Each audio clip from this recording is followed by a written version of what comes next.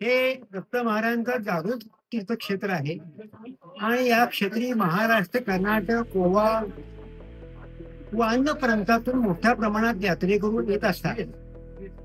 दत्त मंदिरासमोर कृष्णा नदी असून कृष्णा आणि पंचगंगा या दोन नद्यांचा संगम आहे.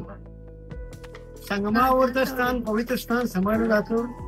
संगमावर स्नान करणे, दत्त महाराजांचं दर्शन घेणे आणि ही पुण्य पर्वणी साधणे याकरता लोक अगदी श्रद्धेनं भक्तीनं येतात.